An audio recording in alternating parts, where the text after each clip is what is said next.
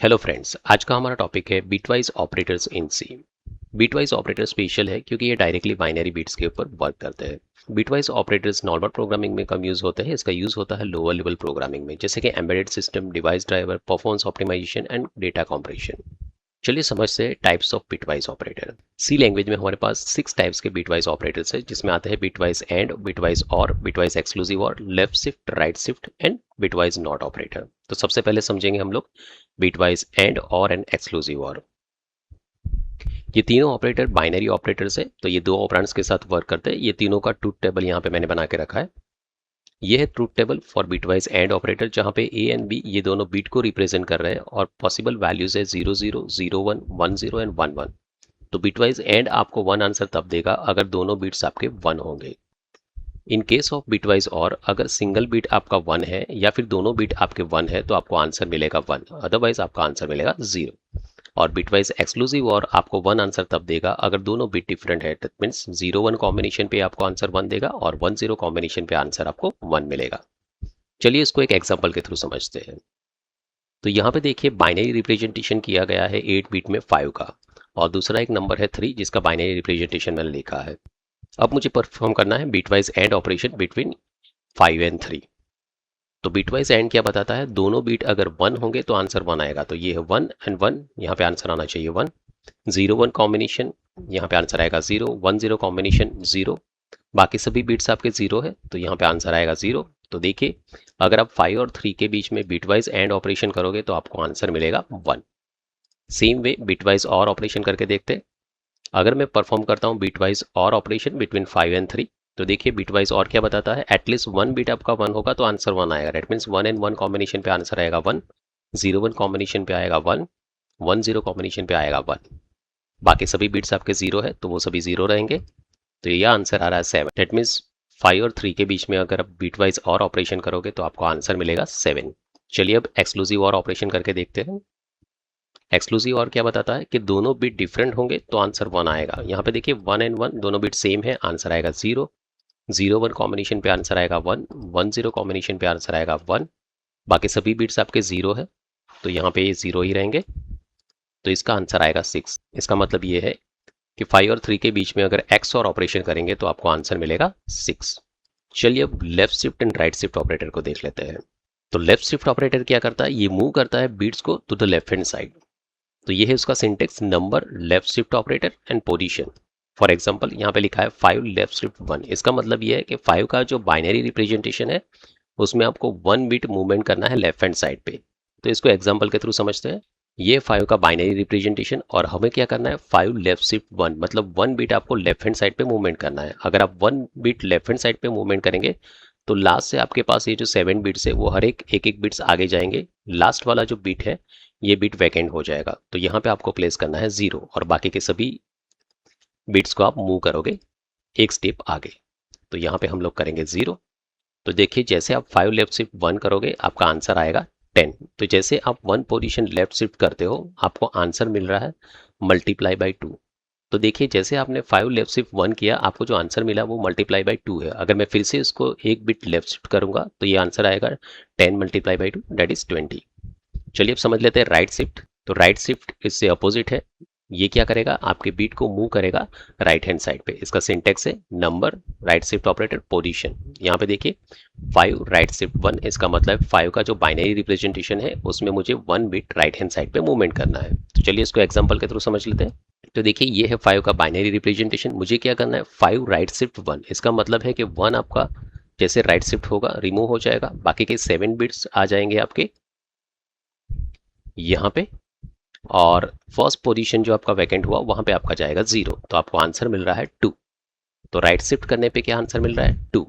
तो ये क्या इंडिकेट करता है, अगर आप किसी भी नंबर में 1 बिट राइट हैंड साइड पे मूवमेंट करोगे आपको जो आंसर मिलेगा वो डिवाइड बाई 2 मिलेगा। 5 को आप 2 से डिवाइड करोगे तो आंसर आएगा 2।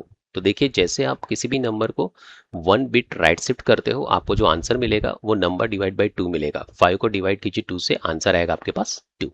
तो ये है हमारा राइट शिफ्ट ऑपरेटर। तो चलिए इसको एक प्रोग्राम में एग्जीक्यूट करके देख लेते हैं।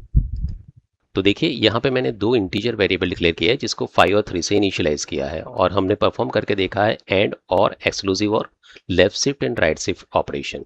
तो चलिए इसको रन करके देखते हैं। तो इसका आंसर आ रहा है, एंड ऑपरेशन का आंसर आ रहा है 1, और का है 7, एक्सक्लूसिव और 6, left shift 10 and right shift 2। हमने 5 और 3 के बीच में एक्सेल सीट में यही चीज करके देखी थी। ये आंसर को हम लोग वेरीफाई कर लेते हैं। तो देखिए 5 और 3 के बीच में एंड ऑपरेशन करेंगे 1 आंसर आएगा, और ऑपरेशन करेंगे 7, एक्सक्लूसिव और का आंसर आ रहा है 6, और जो हमने लेफ्ट शिफ्ट किया था उनका आंसर आ रहा है 10 एंड राइट शिफ्ट का आंसर आ रहा है 2।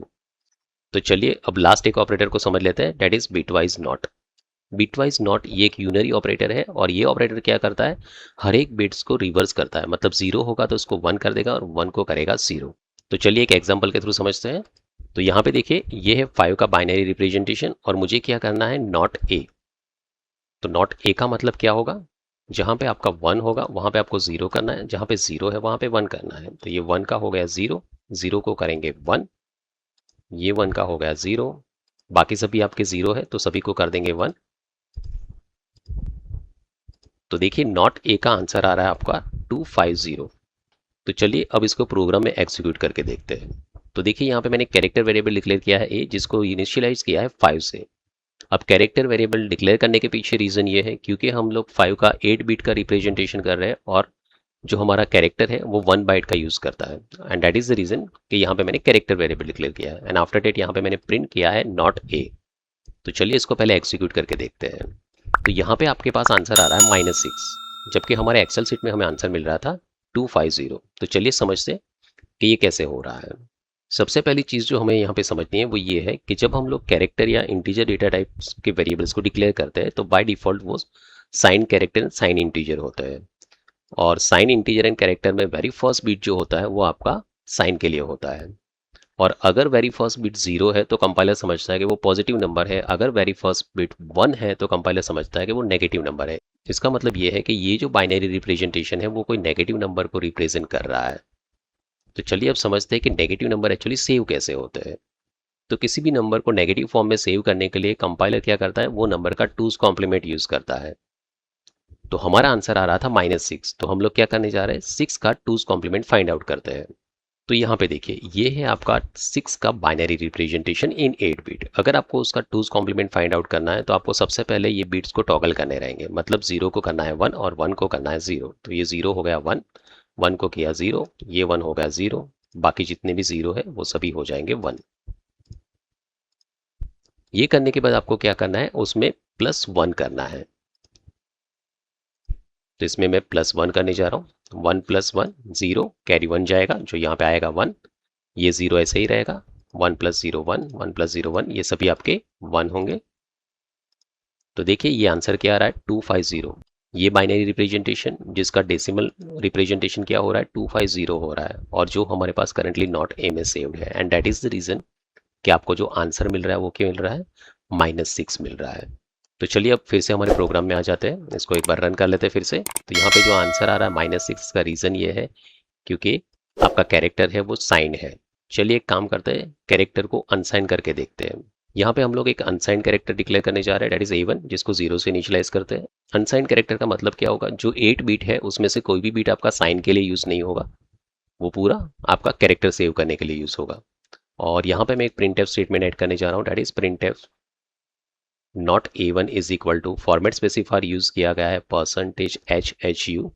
ये अनसाइंड कैरेक्टर्स का इंटीजर फॉर्म प्रिंट करने के लिए यूज किया जा रहा है।